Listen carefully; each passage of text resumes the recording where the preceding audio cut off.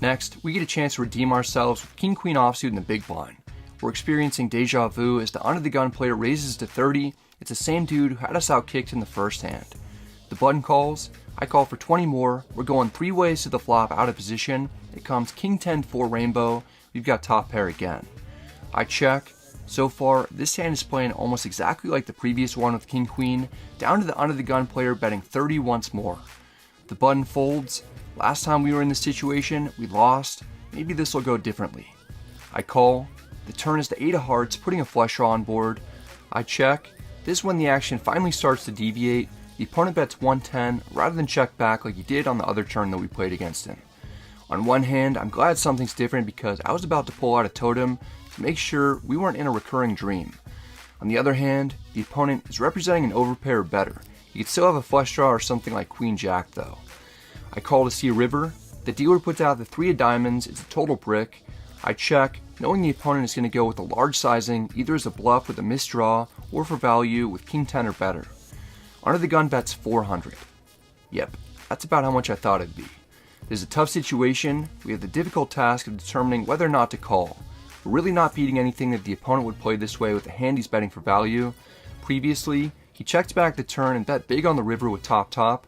This time, he's bet all 3 streets as if he has a way stronger hand. A lot of people have it ingrained in them that if they call on the turn and nothing on the board changes, they should call again on the river. That's not always true. We have more information now and need to reevaluate. We're facing an overbet from an opponent who I haven't seen get out of line, and he knows I liked getting the showdown after the last battle we had. I incorrectly called him once and was fooled. As one of the world's greatest leaders once said, "Fool me once, shame on you.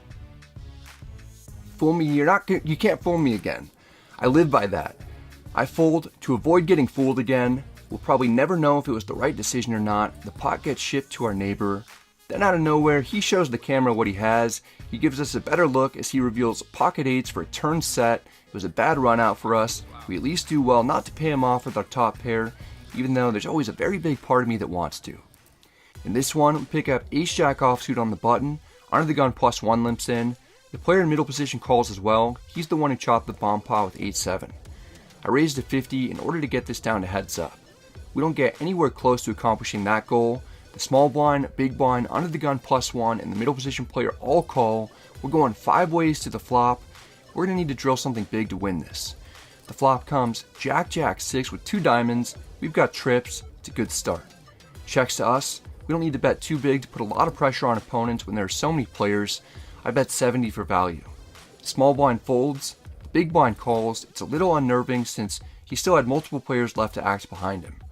Under the gun +1 folds. The player in middle position calls. With 2 opponents calling the flop that, I'm concerned that one of them could have pocket 6 that they're getting tricky with. Either of them could have a hand like Queen Jack or Jack 10, or possibly a flush draw though too. The turn is the 10 of hearts. If we weren't beat before, there are a couple more plausible hands that take the lead against us like Jack 10 and pocket 10s. Checks to me. I could go either way between betting or checking. I check back to ensure that we can at least see a river and likely get to showdown. The river is the 6 of spades, double pairing the board and giving us a full house. Checks to us again. I don't think either opponent is slow playing a hand better than ours after a check through on the previous street and they check again here. I bet 350 to target 6s full of jacks. The opponents will be more likely to think I'm bluffing because they might not think that I'd have it in me to check back trips on the turn. The big blind folds. He's who I thought was most likely to be holding a 6. The player in middle position check raises to 1150. Maybe he has us beat with Jack 10 or pocket 6s for quads. But he's one of 2 players at the table who I'm definitely not folding to in this particular spot. I call without even fully knowing how much the bet is. The opponent shows Jack 8 offsuit. He got saved by the river in order to chop the pot with us. It's another run out that doesn't go our way. We haven't had too many fun situations so far this session. We're looking to turn things around and possibly stack someone as we pick up pocket aces under the gun +1. It should be clear from the last hand when I raised to 50 and got 4 colors, including one from Jack 8 offsuit, that people are going way out of their way to see flops at this table. I make an adjustment and increase my open raise size to 40 to possibly limit the amount of opponents. 40 does the trick. The cutoff is the only color. We're heads up. The flop comes 10-9-6 rainbow. It's really not the type of flop that we were looking to see because it smashes the cutoff's range. I check. The opponent doesn't mind playing a bigger pot. He bets 50. It's more than I was hoping he'd make it, but I'm not going anywhere yet. I call. The turn is the 3 of clubs, it's a blank. I check. We'll be able to tell a lot from what the opponent decides to do here. He checks back, so we almost for sure have him beat because he wouldn't check 2 pair or better. The river is the 9 of diamonds, it pairs the board. There are some trip 9 combos that we might be up against, but I want to make sure that we get value out of hands containing a 10, or maybe even pocket 8s. I bet 160 for value. If the opponent has the 10, he'll have a hard time getting away from top pair. It doesn't appear that's the case. He folds without thinking much about it. Our rockets don't make any extra money for us on the river. We show that we had the best hand. The opponent lets me know that he folded king jack. He had a gutter with 2 overs, but he didn't improve. We're still down a few hundred. We get dealt ace queen of diamonds the very next hand. Under the gun +1 raises to 30. This player hasn't raised too much, and she's doing it from early position. I just call. The big blind calls as well. We're going 3 ways to the flop in position. It comes ace 10 deuce with 2 hearts. We've got top pair and a good kicker. But it's kind of tricky because ace king beats us. Ace jack is the only other hand that we beat that I can get much value out of, since the next rung down on the ladder is ace 10, and that has us beat as well. The big blind checks. Under the gun +1, it goes with a slight overbet of 100. You can see she doesn't have any blue chips at the moment. She only has black $100 ones, and she doesn't speak much English, so I get the sense that she kind of felt stuck with the $100 sizing. Another player at the table is nice enough to give her some blue chips as I call, not knowing if we're best or not at the moment. The big blind folds. It's down to heads up. The turn is the 8 of spades, putting a second flush draw on the board and eliminating another ace-x combo that we were ahead of. Under the gun +1 checks this time. She could have a flush draw, or she could have ace-king or ace-jack. I bet 140 to take control of the pot and charge worse combinations that may or may not be able to call a river bet if they don't improve. Under the gun +1 calls. My plan is to check back almost all rivers. The 7 of diamonds comes out. Under the gun +1 checks again. The most obvious draws all miss, so we can't get value out of those anymore. We could still be up against ace-king. I check back to get the showdown. Under the gun +1 has ace-6 of clubs.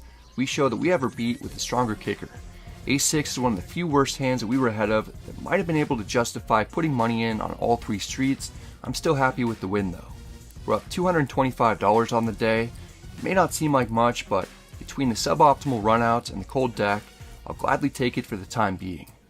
Next we've got ace-5 in the under the gun straddle. I'm feeling rejuvenated after making it into the black, so I figure why not make this game twice as big. Under the gun +1 raises to 50. The small blind is the opponent from the previous hand. She calls. We're closing the action with a hand that has a lot of potential. I call for 30 more. We could have reasonably 3-bet it though. The flop comes ace-9-7 with 2 diamonds. We improve to top pair. It could get tricky if we see a lot of betting because our kicker probably won't end up playing. All players check. Top pair should be best, even with a bad kicker, now that the initial pre-flop raiser checked back. The turn is the ace of diamonds giving us trips. The small blind checks. She probably would have bet if she had trips or better. Under the gun +1 probably would have bet on the flop with a flush draw, since ace-high boards will generally be good for him anyway, so I don't need to be too worried that either opponent is going to have us beat. We can't let the opponent see any more free cards though. I bet 110 for value. We're at least going to be playing this one in position from this point on because under the gun +1 folds. The small blind isn't as eager to let go. She calls. I put her on a combination containing the king or queen of diamonds. The river is the king of spades. It could be the perfect card for us if the small blind improved to a pair of kings. She checks. I'm going to target her king-queen offsuit type of hands. I go with the big sizing at 330. Can't imagine that we're going to lose this one given how it's been played. Whether or not the opponent calls, we're finally going to have a nice cushiony profit. The situation gets a little confusing as the opponent slides in a stack of about 370 without saying anything. Then right after, tries to slide in 230 in additional chips. If she had said raise while putting chips in the middle, then it'd be binding for her to make it 660, but since she didn't say anything and made 2 motions without even putting enough in for a min raise anyway, we're getting the showdown. But I'm not as confident anymore. It's going to be just a call. Okay. I'm going to have to hold you to a call. Nice hand, nice hand. The opponent turned the flush with queen 10 of diamonds to get me good. She wins a big pot, including all my profit and then some. I'm back down a few hundred on the session. I'll need to get revenge. We're dealt ace-7 of diamonds in the hijack. Under the gun raises to 30. It's the same opponent who beat us with the flush. We've got a decent hand and we're seeking retribution. I call. The cutoff isn't interested in playing a single raised pot, he 3-bets to 130. Under the gun calls for 100 more. We're getting just over 3 to 1 on a call with a hand that can somewhat easily transform into the nuts. I call for 100 more as well. 3 of us are still in it. The flop comes 8-4 deuce, all diamonds. I told you our hand could easily transform into the nuts. Just like that, it's been done. To make the situation even better, Under the Gun takes it upon herself to lead for 150. I was initially thinking that I'd have to check to see if the hijack was going to take a stab at it. I like this setup a lot more, but I can't raise because that'd look way too strong. I call. Maybe the hijack will take Under the Gun +1's bet, and my call is a sign of disrespect since he's the pre-flop aggressor. Then he'll raise just so he's not completely stripped of all of his dignity. That's not the case. He folds.